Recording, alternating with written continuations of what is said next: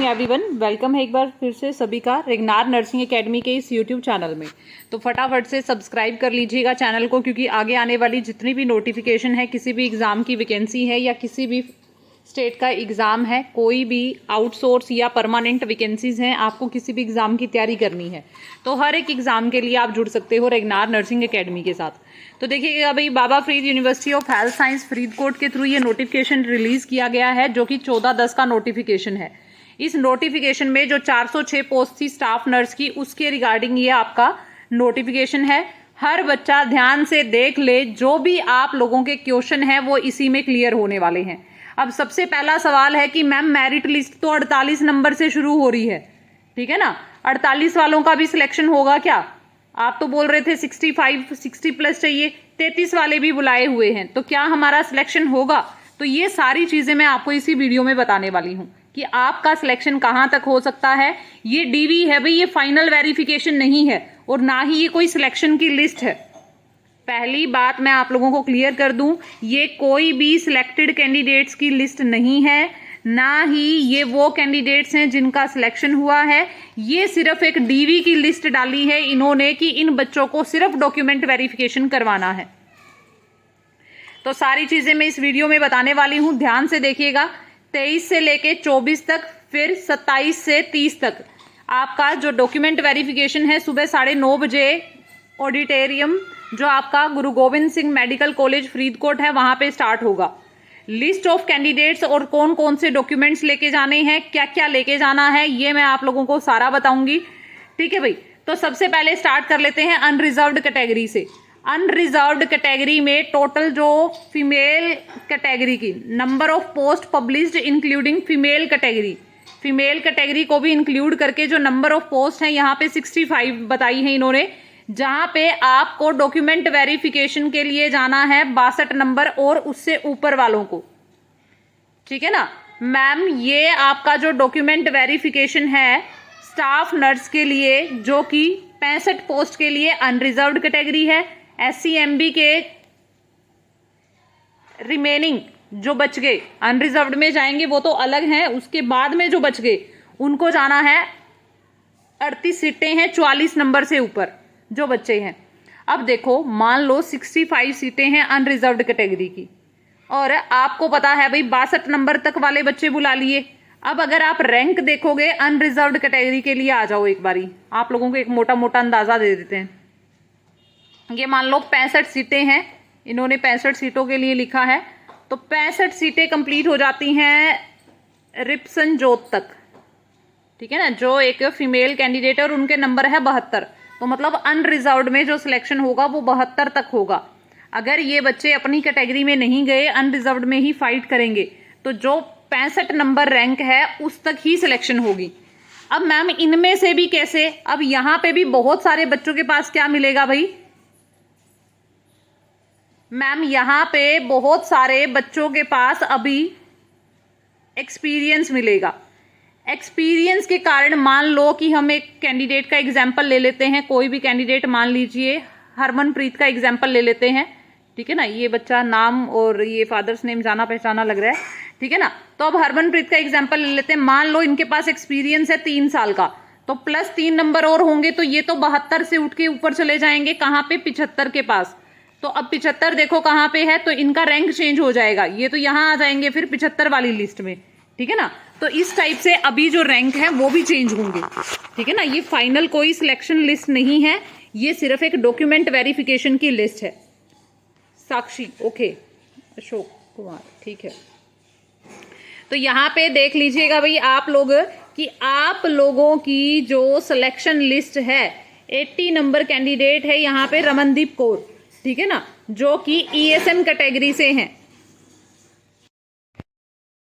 आप यहाँ पे देख सकते हो ये कोई फाइनल लिस्ट नहीं है। अगर यहाँ पे 65 सीटें अनरिजर्व्ड की, तो पहले 65 बच्चे गए, उसके बाद में जितने SC के कैंडिडेट 65 में आ रहे हैं वो ठीक है, उसके बाद 38 सीटें हैं SCMB की, ठीक है ना। फिर उससे आप अपना रैंक देख लेना कितना बन रहा है, ठीक है। और ये सारी चीजें, अब आप बार बार मैसेज करते हो कि मैम मेरा सिलेक्शन हो जाएगा क्या, मैम मेरा सिलेक्शन होगा क्या? देखो भाई, सच्ची बताऊं तो डीवी पे डिपेंड करेगा सब कुछ, क्योंकि ये जो अपर रैंक वाले बच्चे हैं ये अपनी कैटेगरी में फाइट करेंगे या फिर ये अनरिजर्व्ड में फाइट करेंगे, सारी चीजें उस पर डिपेंड करती है। फिर बच्चों के पास में कितना एक्सपीरियंस है,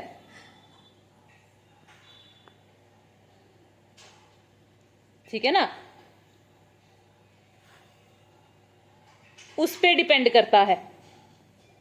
तो अभी आप लोग ये मत सोचो कि मैम मेरे 60 नंबर है तो मेरा सिलेक्शन हो रहा है, ठीक है ना।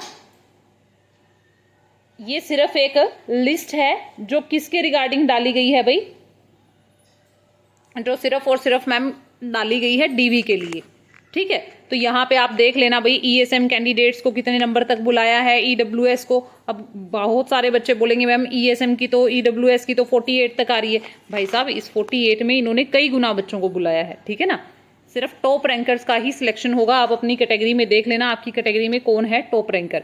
तो मैम कैंडिडेट्स जो हैं उनको अपने जो ओरिजिनल सर्टिफिकेट्स हैं साथ में आप क्या करना, इन्होंने बोला है एक सेट फोटो कॉपी लेके जानी है, सेल्फ अटेस्टेड लेके जानी है, कोई भी सेपरेट आप लोगों को कुछ भी नहीं करना। एक फोटो कॉपी मांगी है तो एटलीस्ट आप 2-2 फोटो कॉपीज लेके जाना, ठीक है ना। 2-2 कॉपी निकलवा लेना, प्रिंट आउट निकलवा लेना, और ओरिजिनल सारे होने चाहिए साथ में। अब ओरिजिनल में क्या क्या मांगा है मैं पहले ही बता दे रही हूँ, आप लोगों को कोई डाउट नहीं रहेगा।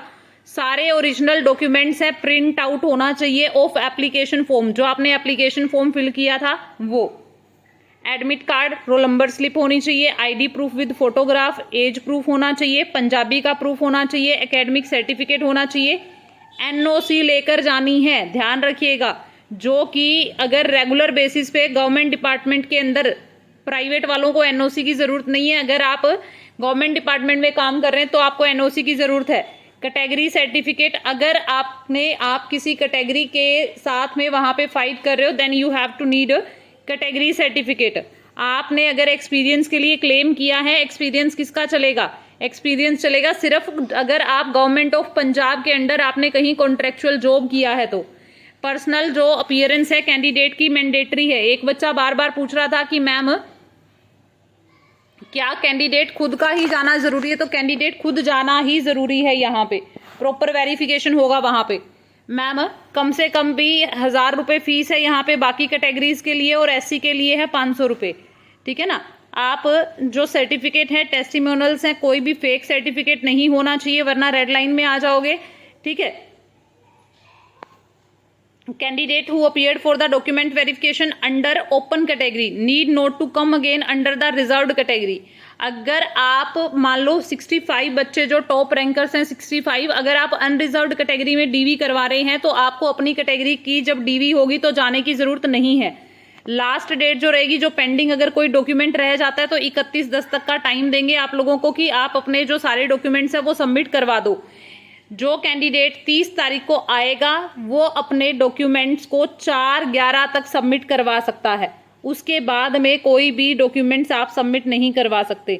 जिन्होंने एक्स सर्विसमैन एलडीसी में अप्लाई किया है, एलडीसी का सर्टिफिकेट आपके पास होना चाहिए। अगर स्पोर्ट्स कैटेगरी में फाइट कर रहे हो तो उसका सर्टिफिकेट भी होना चाहिए।